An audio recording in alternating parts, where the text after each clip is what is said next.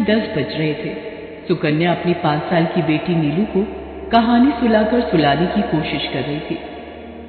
नीलू आंखें बंद किए किए ही कहानी सुन रही थी और कहानियों के बीच में ही कोई सवाल सुकन्या से पूछती और फिर से वो कहानी सुनने लगती। हाँ, तो फिर उसके पापा ने उसकी बात मान ली और फिर वो कहीं नहीं गए। माँ, पापा जब आएंगे तो मैं भी उनसे कहूंगी कि वो कहीं नहीं जाए। तो क्या फिर वो कहीं नहीं जाएंगे? नीलू की बातों को सुनकर सुकन्या पहले तो चुप रही, फिर उसने हड़बड़ा कर कहा, हाँ हाँ बेटा, बिल्कुल नहीं जाएंगे, कहीं नहीं जाएंगे। नीलू अब सो गई थी। सुकन्या भी सोने की कोशिश कर रही थी। तभी उसके दरवाजे पर किसी ने दस्तक दी। सुकन्या समझ गई कि इस समय कौन होगा।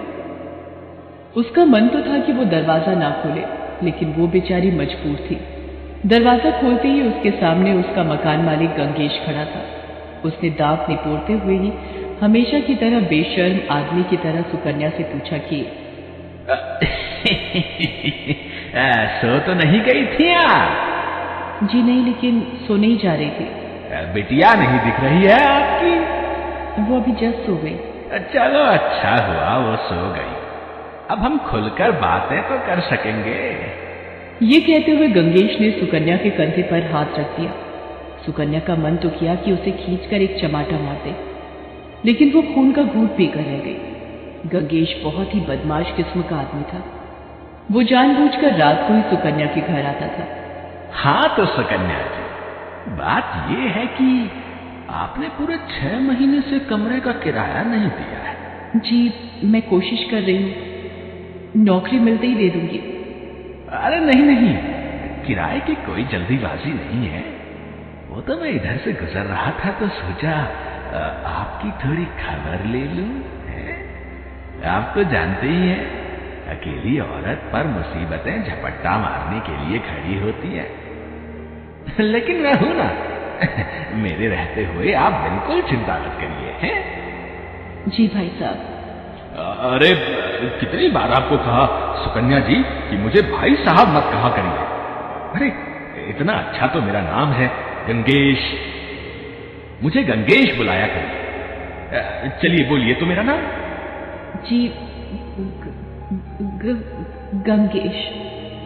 आहा, कितना अच्छा लगता है आपके मुंह से अपना नाम सुनकर। आहा, जी करता है कि यही रुक जाऊं और आपके मुंह से अपना नाम सुनता रहूं। गंगेश की एक एक बात सुकन्या को किसी तीर की तरह चुभ रही थी, लेकिन वो बेचारी असहाय थी। थोड़ी देर बाद गंगेश चला गया। उसके जाने के बाद सुकन्या ने चैन की सांस ली।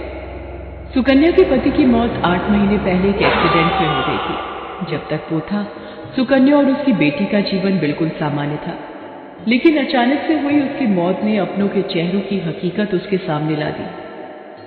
उसके पति की मौत के 15 दिन बाद ही उसकी सास और ननद ने उसे ताने देना शुरू कर दिया। उस पर जुल्म करने लगे। क्या सोचा है महारानी तुमने? कब तक हमारे सिर पर खुद को और अपनी बेटी को रखना है? मैं समझी नहीं माँ जी। देखो, ज्यादा भोली बनने की जरूरत नहीं है। भैया तो अब रहे नहीं, इसलिए तुम्हारे यहाँ क्या काम? इसलिए अपना बुढ़िया बिस्तर बांधो और इस घर से चली जाओ। ये आप क्या कह रही हैं? मैं कहाँ जाऊंगी? ये तो मेरा ही घर है। हाँ, तेरे बाप ने दिया था ना इसे दहेज में, बेशर्म कहीं की। देखो, जैसा हम कह रहे हैं वैसा करो, नहीं तो तुम्हारी जिंदगी हम नरक बना देंगे। सुकन्या घर छोड़ने को बिल्कुल तैयार नहीं थी, लेकिन उसकी सास और ननद ने उस पर बहुत अत्याचार करने शुरू कर दिए।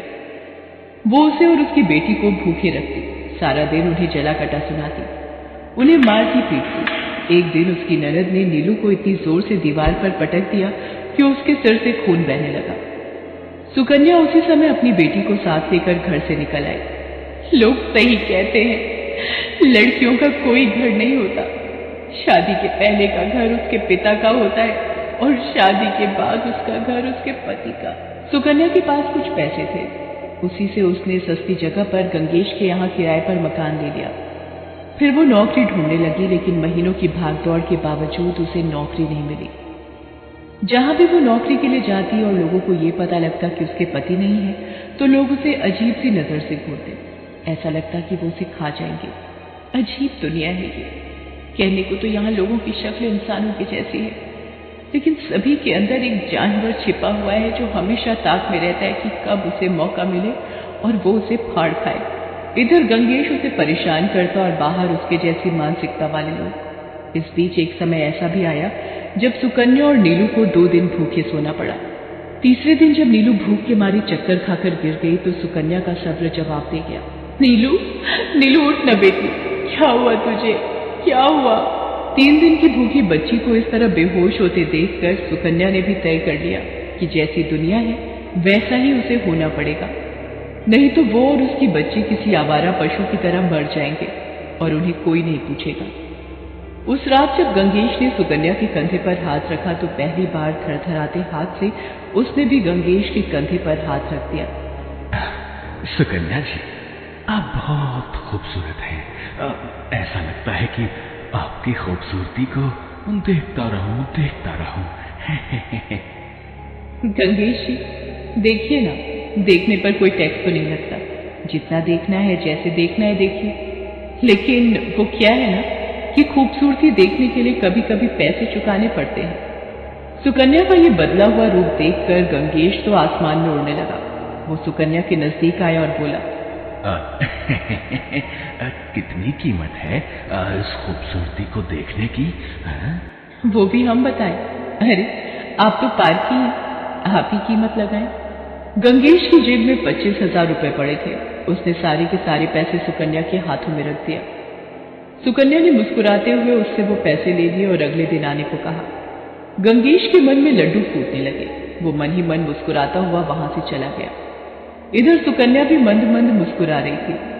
अच्छा, तो ऐसी है दुनिया, तो ठीक है, आज से हम भी ऐसे ही हैं। सुकन्या ने उसी समय गंगेश का मकान खाली कर दिया और नीलू को लेकर दूसरी जगह किराए पर रहने लगी। उसने एक बार फिर से नौकरी की तलाश शुरू की, लेकिन इस बार पहले की तरह नहीं, बल्कि कुछ अलग ही स्टाइल में। उसे एक कंपनी में इंटरव्यू के लिए बुलाया गया। कंपनी का मैनेजर उसका इंटरव्यू ले रहा था, लेकिन वो इंटरव्यू कम ले रहा था और सुकन्या को घूर ज्यादा रहा था। सुकन्या ये समझ गई थी। क्या बात है सर, पहले कभी कोई औरत नहीं देखी क्या, जो इस तरह आप लगातार घूरते जा रहे हैं? नहीं तो मैं कहाँ घूर रहा हूँ? अरे घूरिए सर, घूरिए, जितना घूरना है घूरिए, लेकिन कितनी देर आप घूरेंगे? जब तक इंटरव्यू ले रहे हैं तभी तक ना।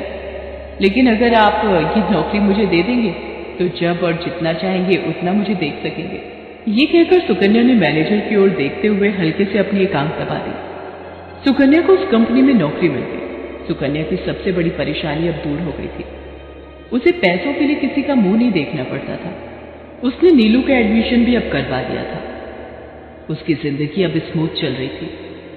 इस बीच एक अजीब घटना घटी। गंगेश को पता चल गया कि सुकन्या किसी नई जगह पर रहती है। वो रात को उसके घर टपक पड़ा, लेकिन उसे पता नहीं था कि सुकन्या वो सुकन्या नहीं है। उसने सुकन्या के कंधे पर हाथ रखने की कोशिश की तो उसने उसे झटक दिया। क्या कर रहे हैं आप? क्या कर रहे हैं? आपकी हिम्मत कैसे हुई मुझे छूने की? ये आप कैसी बातें कर रही हैं सुकन्या जी? अब कुछ महीने पहले तो आपने 25,000 रुपए लेकर मुझसे ये कहा था कि मैं जैसे और जितना चाहूं आपको देख सकता हूँ। क्या समझ रखा है आपने मुझे? देखिए, इसी समय यहाँ से निकल जाइए, नहीं तो सोसाइटी के गार्ड को बुलाऊंगी और पूरी सोसाइटी के सामने आपकी इज्जत उतार दूंगी। सुकन्या का ये रूप देखकर गंगेश के माथे पर पसीना आ गया। वो तुरंत ही वहां से भाग गया। उधर दूसरी ओर ऑफिस में मैनेजर बार बार सुकन्या को घूरता और जानबूझकर उसे छूने की कोशिश करता। एक दिन सुकन्या ने पूरे ऑफिस के सामने उसे खींचकर थप्पड़ मार दिया। दोस्तों, बहुत दिनों से मैं इसे देख रही थी। कोई ना कोई बहाना बनाकर ये मुझे अपने केबिन में बुलाता और मुझे घूरता। कभी कभी तो जानबूझकर छूने की कोशिश भी करता, लेकिन आज बर्दाश्त की सीमा समाप्त हो गई और मैंने इसे थप्पड़ मार दिया। ये तुम क्या बकवास कर रही हो? तुमने ही तो इंटरव्यू वाले दिन। क्या इंटरव्यू वाले दिन? क्या बोले ना, क्या इंटरव्यू वाले दिन? मैनेजर की तो बोलती ही बंद हो गई। सारा ऑफिस सुकन्या के सपोर्ट में खड़ा हो गया। बड़ी दिक्कत है भाई आप लोगों की सोच में। औरत अकेली है, इसका क्या मतलब है? बोलिए, क्या मतलब है इसका कि आप इसका अपमान करने के लिए और औरतों के सम्मान को रौंदने के लिए तैयार खड़े रहे? अरे शर्म नहीं आती आपको? आपके घर में कोई औरत नहीं है क्या? सुकन्या ने मैनेजर को ना सिर्फ बहुत सुनाया बल्कि उसे चेतावनी भी दी कि अगर आज के बाद उसने उसके साथ बदतमीजी की तो वो उसे सीधा पुलिस स्टेशन ले जाएगी। सुकन्या की धमकी को सुनकर मैनेजर डर गया। उस दिन के बाद तो उसने सुकन्या को आंख उठाकर भी नहीं देखा। सुकन्या ने जीवन में थोड़े समझौते जरूर किए, लेकिन उसने सीमाएं नहीं लांघी। बस उसने दुनिया को दुनिया की भाषा में जवाब दिया।